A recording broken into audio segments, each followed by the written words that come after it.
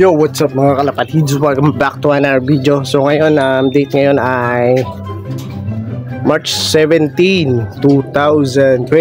So abangan ng third lap sa Tikaw Island, Masbate. So update sa mga kalapati natin. So maganda yung panahon, medyo makulimlim nga lang, pero hindi siya yung parang uulan.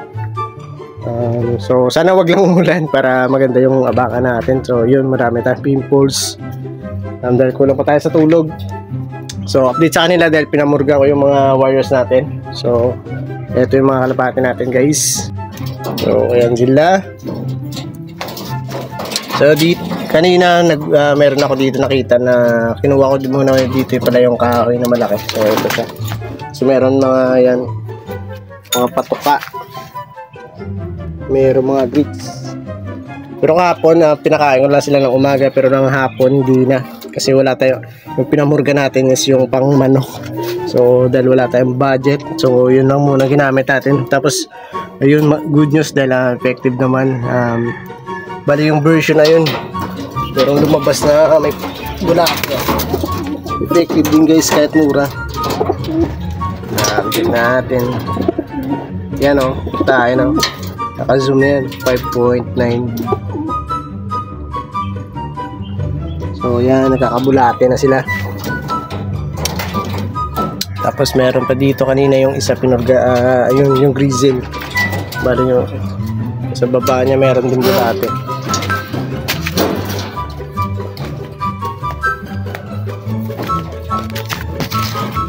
So ayan, effective.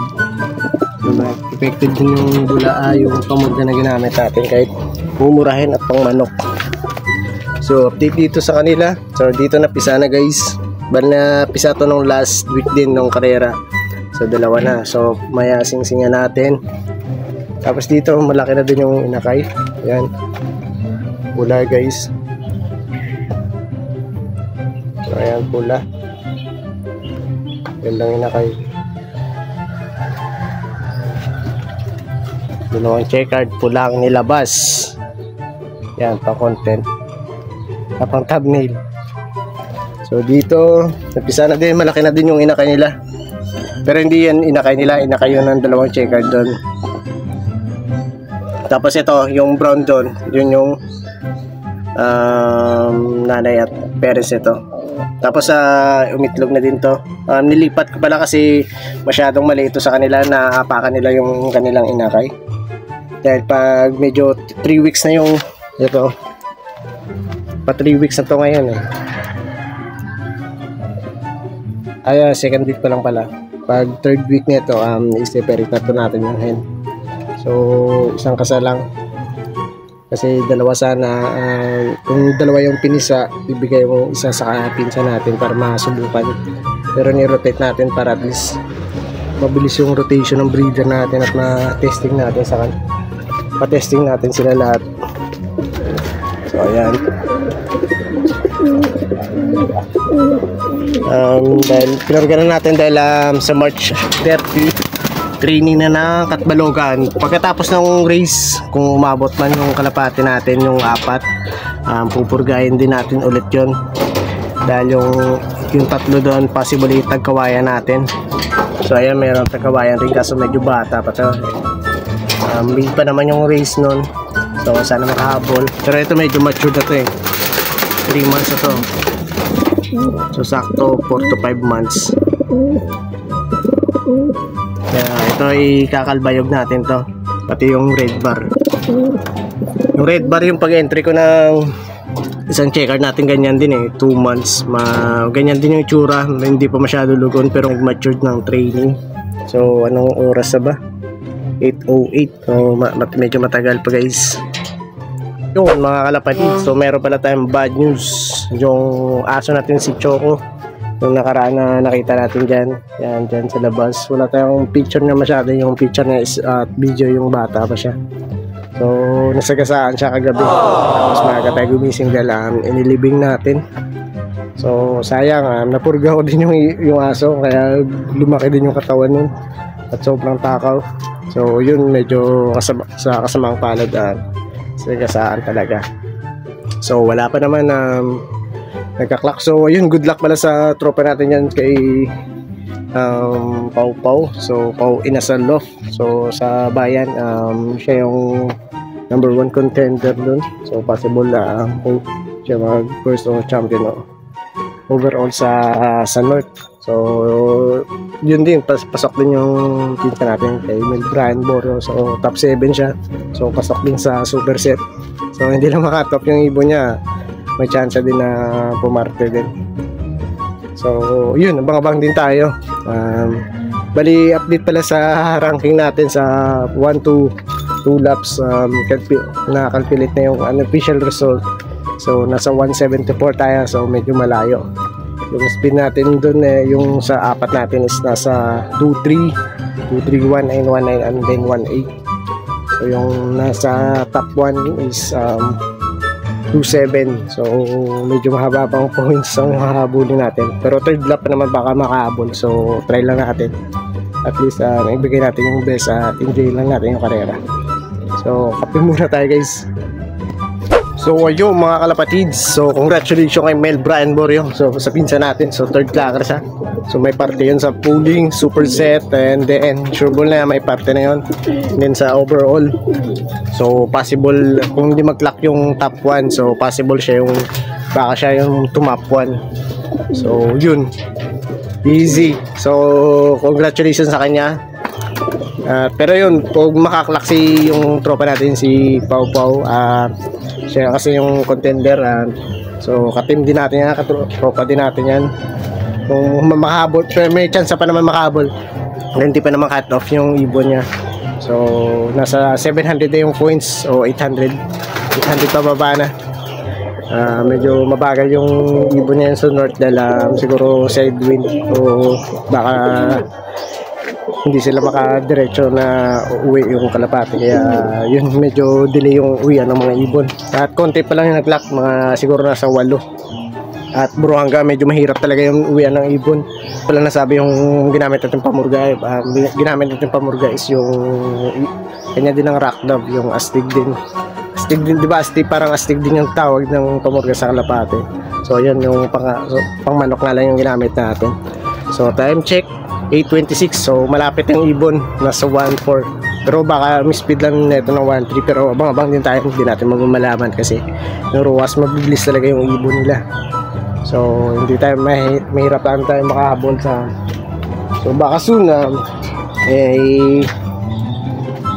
baka makapag-breed din tayo ng mga sobrang bilis mga ibon. At yun, abang-abang lang tayo dahil medyo papalapit na. So sa forecast ng president namin, siya yung first trapper doon kung baga sa area ng sa Punta Cogondroa City is nasa 8:29 yung arrival. So mga 8:30 plus nandito na yung ibon natin, 8:40. Kung nasa 1.4 yung speed, pero yun based na tayo sa time dahil sayang yung load, yung counter bets natin load. So abang-abang tayo. So congratulations ulit kay Mel Brian Borio. Yo, what's up mga kapatid? So masilaw.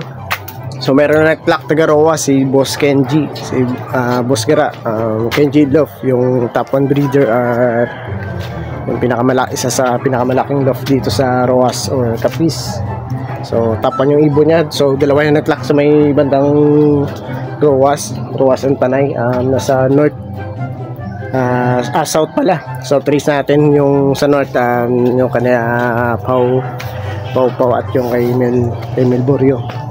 So may nag-clock na. So abang-abang tayo guys kasi baka dumating na. So press na tayo dito sa taas. So ayun mga kalapatids, madami na nag-clock. So wala pa yung ibon natin. So nasa 1.4 yung pinakamataas, 1.3. Oh, nandiyan yung isa natin.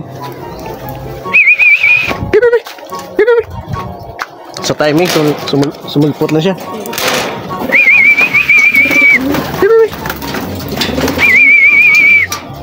So clock ko muna guys. So, what's up mga kalapatid? So nandiyan na yung ibon natin, si Miss Consistent. So nasa 1.3 yung speed. So parang tumukot kasi sobrang dumi ng kanyang paa.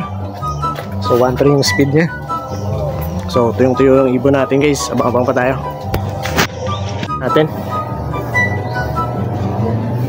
hindi pa natin na set or lumilipad pa. Wait, wait, wait.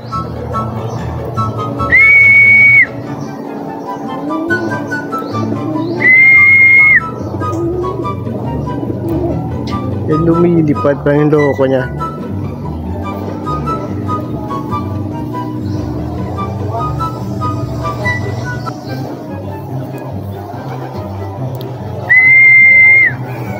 Teka, tas lumipad, sumobra pa.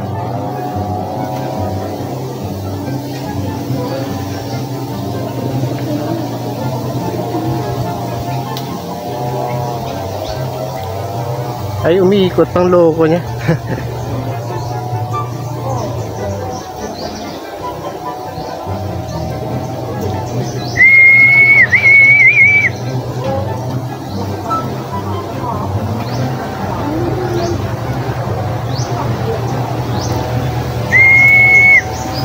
So dapa muna tayo kasi para nailang siya bumaba eh. So hindi pa natin naset yung stabilization. Ayan siya. Ay, lumipad pang loko yun. You know? Bibi! Wala ko muna guys. So natin kalapati guys. Yung white feather ba yan? O yung hen? Ay, yung white feather. So wala ko muna guys. Ayun mga kalapatids, nakawala yung isang breeder natin, pumitik sa taas. Tapos yung white feather natin di pa bumabalik kasi binuga ko, lumilipad pa. So time check 9:28, so matagal na yung liparan niya. Baka cut off na yun mamaya. Hindi pumasok ang loko niya. So yun, pinagpapawid pa tayo kasi pinabalik-balik ko baka umuwi. Yung makikita kasi dun sa likod natin mga boy dagat din doon natin, mga kanibalis yung mga tao dun. So yun, siguro hanggang dito lang video natin guys. Medyo nag-distract tayo sa nating breeder. Kung nagustuhan nyo, paki-like, share, subscribe, ingat.